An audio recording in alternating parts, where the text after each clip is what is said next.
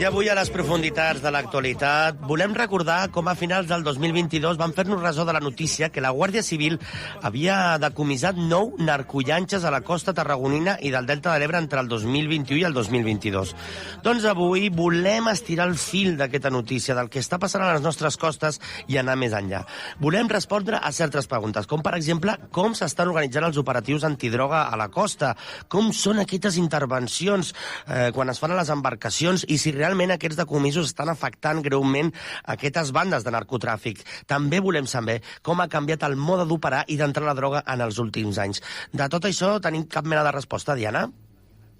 Tal com dius, Frank, conscients que nosaltres no tenim les respostes, avui ens acompanya el capità i cap de la unitat orgànica de la Policia Judicial de la Comandància de Tarragona, el capità Héctor Muñoz. Benvingut, capità. Hola, buenas tardes. Hola, buenas tardes. Podríem dir que haver comissat 9 narcollanxes a la costa tarragonina i del Delta de l'Ebre entre el 2021 i 2022, com apuntava el meu company Frank, és la punta de l'iceberg? Bueno, la verdad es que en un periodo de 2 años, año y medio que llevamos desde el mes de julio de 2021, en el cual estamos detectando este tipo de intervenciones, considero que es todavía pronto para determinar si es una punta de iceberg o es un fenómeno que ya, que digamos, hemos alcanzado su máximo nivel. Deberíamos continuar un poco más, unos cuantos años, para poder valorar en pasado si realmente era la punta de iceberg o si con estas actuaciones que se han hecho de una forma temprana, ante los primeros indicadores e indicios que ha habido de este tipo de actividad, hemos conseguido no erradicar, pero sí frenar esta tendencia. Capitán, quan parlem d'aquestes narcollanxes, clar, nosaltres el més semblant que hem pogut veure ho hem pogut veure a una sèrie de Netflix. Com són aquestes narcollanxes? Quines característiques tenen? Potència, etcétera? Se tratan de embarcaciones semirrígidas que están compuestas por un casco de fibra de vidrio con unos flotadores en los laterales que tienen aproximadamente de 10 a 12 metros. Cada embarcación depende, pero lo habitual que lo que estamos localizando aquí en Tarragona es que está equipada con 3 motores de 300 caballos, es decir, un total de 900 caballos de potencia. Han habido algunas ocasiones que hemos localizado de 1200 al tener 4 motores o de 600 por tener 2, pero la media está siendo de 900 caballos. Son embarcaciones que están preparadas para poseer la máxima capacidad de carga, y únicamente los asientos y el puesto de pilotaje. El resto está totalmente desprovisto de cualquier elemento que pudiera tener una embarcación de recreo, como pudiera ser otros asientos, elementos de comodidad, para poder tener la máxima capacidad de carga. Y bueno, a la hora de navegar con ellas, pues son capaces de alcanzar unas velocidades muy superiores a las de cualquier embarcación de recreo o otro tipo de embarcación que se pueda utilizar. De las teves paraules, de tus palabras, se puede desprender el hecho de que es mucho más fácil perseguirlas por tierra que no por mar. Sí, evidentemente es mucho más fácil localizarlas en tierra, es más fácil y más seguro. La política que estamos siguiendo aquí en la Guardia Civil de Tarragona es evidentemente priorizar la seguridad de los agentes. Hacer una persecución marítima por parte de nuestras embarcaciones supone un riesgo, tanto por la velocidad que se lleva como ya de por sí por los propios hechos de navegar por la noche a ese tipo de velocidades. Sin embargo, cuando están en tierra, es decir, cuando se están transportando en camiones, es mucho más fácil interceptarlas y por tanto poder intervenirlas. I ara que estem centrats en les narcollanxes, un cop les decomisseu, un cop les interveniu, què les feu? Bueno, es un proceso largo y complejo, pero lo que estamos realizando ahora mismo es, en primer lugar, llevarlos a un lugar seguro, un lugar donde estén custodiadas de forma las 24 horas del día y que no tengamos ningún tipo de incidente o tentación a que puedan ser robadas, y luego separamos los elementos que la componen para darles el uso más productivo posible. En el caso de los motores, por ejemplo, pues se puede o bien darlos o solicitar el uso para que se empleen por unidades de la Guardia Civil, tanto de esta comandancia como de otras limítrofes, o en caso que por las características de los motores o por las necesidades que existen en ese momento en las unidades de servicio marítimo no se puedan emplear, pues se solicita que a través de la ORGA, la Oficina de Recuperación y Gestión de Activos, se subasten y ese dinero, el dinero que se obtenga, pues pase a formar parte de las arcas del Estado para poder aprovecharlo. Luego hay otra serie de elementos, como pudieran ser pues elementos de navegación, teléfonos satelitales, etcétera, herramientas, que se les da un destino idéntico. Por último, lo más complejo y a lo que no podemos darle uso es a la embarcación como tal, al casco de fibra. Estos cascos, aunque realmente pueden ser autorizados, se pueden registrar y pueden matricularse, las condiciones en las cuales nos lo estamos encontrando es que se fabrican en astilleros, generalmente de Portugal, pero fuera del proceso productivo. ¿Eso que conlleva? Que estos cascos no tienen ningún tipo de certificación técnica, de seguridad, eficacia, etcétera, y por tanto sea muy complejo lograr la matriculación de los cascos.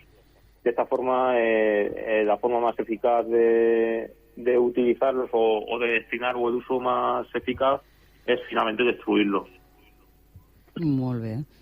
Héctor, jo crec que el meu company Frank té moltíssimes preguntes que vol fer-te. Senyor Muñoz, por ejemplo, hem vist, per exemple, que hi ha molta pressió a l'estret de Gibraltar ara mateix, que és un dels punts de narcotràfic que podríem importants d'Espanya. Aquestes arribades de narcollanxes a casa nostra té a veure amb aquesta pressió policial al sud de la península? Bueno, buenas tardes, Fran. Inicialmente sí que consideramos o sí que pensábamos que el desplazamiento o que el incremento que se estaba realizando aquí en Tarragona venía motivado por dicha presión.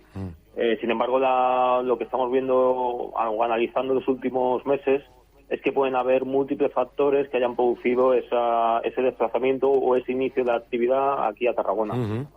Por una parte tenemos que en Europa, a nivel general, en los últimos años existe una mayor demanda de hachís. Igual que desde el año 2012-2013 se empezó a incrementar el consumo de marihuana, en la actualidad se vuelve a ver un balance con la demanda de hachís. Por otra parte, también estamos viendo que las embarcaciones que se están interviniendo últimamente poseen una gran potencia, unos motores que son profesionales y que, por tanto, quizás les es más fácil lograr realizar viajes hasta Tarragona, y que quizás hace 5 años, con las embarcaciones de menor calidad o menor potencia, les sea más complicado de hacer. Y por otra parte, tenemos también, o consideramos que existe un cambio de los intereses de las organizaciones criminales. Y Tarragona históricamente ha tenido organizaciones criminales dedicadas al hachís, a los desembarcos y al traslado hasta Europa de esta sustancia, y a las cuales detectamos a inicios de la década de 2010 que producían un desplazamiento de su actividad hacia la marihuana. Existía una gran demanda y estas organizaciones que aprovechan las infraestructuras que tenían dedicadas al hachís para cultivar y trasladar marihuana a Europa. ¿Qué pasa? Que en los últimos años hemos tenido quizás también un incremento o un desplazamiento de criminalidad de Europa del Este a la zona de Cataluña de forma general. Quizás uno de los factores que valoramos es que las organizaciones históricamente asentadas aquí, por no querer entrar en conflicto con estas organizaciones, hayan podido retomar el comercio o el tráfico de drogas con el hachís. Claro, porque hablamos de que Tarragona es uno de los semilleros de marihuana de Europa. Entonces, ¿puede haber grupos que mezclen esas dos actividades? Es decir, que mezclen el desembarco con el cultivo, o ya están muy diferenciadas. No, hemos localizado grupos que se dedican a dos actividades. Principalmente lo que hemos detectado es el cultivo como método para financiar después, posteriormente, los desembarcos. Un desembarco, la droga que se desembarca puede tener valores de entre los 3 a los 5 millones de euros. Conseguir financiar una partida de esas características desde la costa del norte de África hasta Tarragona, evidentemente, supone un adelanto muy importante. Hemos detectado que hay organizaciones que se dedican al tráfico de drogas, desde la marihuana, al cultivo y venta al menudeo o venta en cantidades menores, podrían ser 5 o 10 kilos, como método para financiar tanto la adquisición de la droga como adquirir las propias narcolanchas para poder realizar por ellos mismos el transporte. Eso sí, es una economía circular, que podríamos decir, ¿eh? Buscan ese financiamiento para traer después el hachís. Hay hay territorios repartidos en Tarragona. Hablamos de organizaciones históricas, pero a diferencia de otros países que a veces sabemos incluso el nombre de los clanes o de las familias, sí. Aquí no sabemos bien qué organizaciones hay establecidas, ¿no? Y aparte, ¿estas organizaciones se reparten un poco el pastel o están mezcladas en la misma costa? Bueno, nosotros hemos detectado que lo que reparten más que zonas son puntos concretos. Uh-huh. Es decir, a nivel del Delta del Ebro, pues quizás los que operan en la bahía de Salfax es una organización concreta que mientras no acuda a la desembocadura del Senia no pasa nada porque ahí opera otra organización, y quizás la desembocadura del Ebro es otra organización distinta. Sí que en ocasiones se prestan apoyo entre las distintas organizaciones. Y hemos detectado que interconectan entre ellos cuando tienen problemas, sobre todo de carácter logístico, porque a veces es complicado localizar un determinado material que necesitan para realizar, o un determinado vehículo para realizar un desembarco o una actividad concreta. Zonas como tal, no. Hemos llegado a detectar incluso organizaciones venidas de Europa únicamente a Tarragona durante una semana para realizar el desembarco. Uh-huh. Frank, disculpa, quiero hacer una pregunta porque es sobre este hilo que habéis empezado, y es en relación, Héctor, el hecho de que hemos hablado de las narcolanchas, pero sí que es verdad, y ahora de lo que estás hablando, de lo que está preguntando Frank también,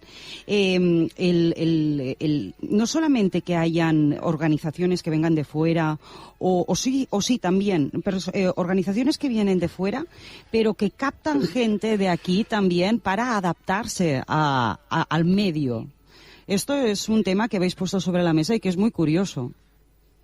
Sí, pusimos sobre la mesa el año pasado, en el mes de abril aproximadamente, el desarrollo de Operación Mayús.